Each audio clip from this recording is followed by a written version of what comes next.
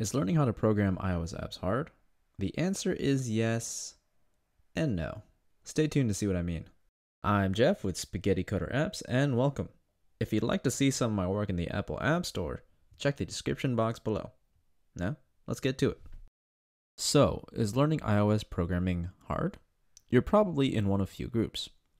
You're either interested in learning iOS development and you're checking out the scene, you're already in the process of learning iOS and have become interested in how others feel, or you're an industry vet that's seeking some well-earned validation on how hard your job is.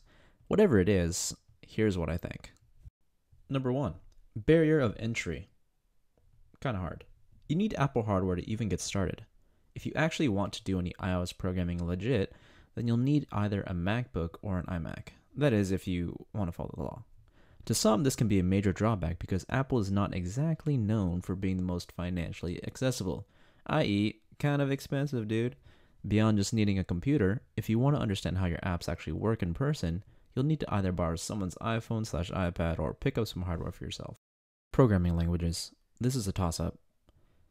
As you might know, programming for iOS can be done either in Objective-C, Apple's original programming language, or with Swift, their latest and greatest.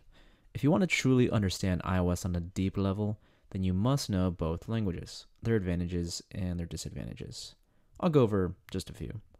Objective-C is arguably faster than Swift, gives you greater control over every programming function in the iOS framework, but requires much more hand-holding in terms of memory management and debugging. Swift, on the other hand, is a modern programming language that is easy on the eyes, kind of easy to read, and is much safer to program with. However, Swift is still being actively developed and is inherently more immature than Objective-C. Well, it's being energetically accepted by the community, but many companies have not migrated over to Swift yet. 3. Community support. The iOS development community has a huge collection of developers that actively answer questions, share technical blogs, and post regularly on Stack Overflow. It's for this reason that I think iOS development is very friendly for people new to the scene, as it allows many questions to be solved with a clever Google search. Now, part of tapping into this resource is looking up solutions that are similar to your problem and applying some mental elbow grease to find a solution. But overall, it's a pretty nice feature of iOS development. 4. Designing for mobile devices. This is definitely something I'd consider a steep learning curve.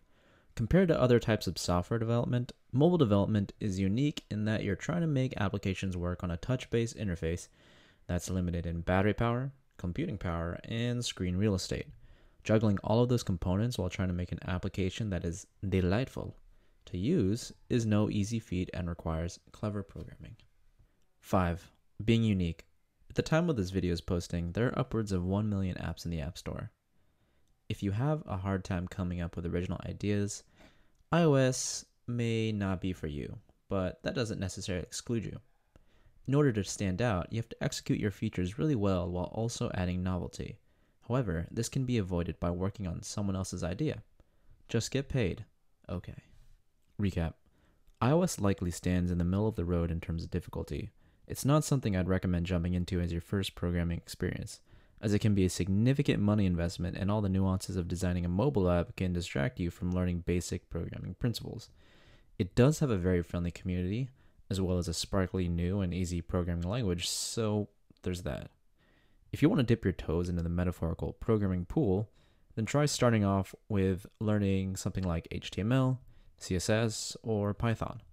Learning iOS is like learning any skill though, so with more practice, it becomes easier and easier. You are definitely more than capable of learning it, just like anyone. Thank you for watching the video. Check out my iOS apps in the description box, subscribe, like, and let me know in the comments whether or not the video was helpful, how I can improve it, and what are the things you'd like to see on the channel in the future. Take care.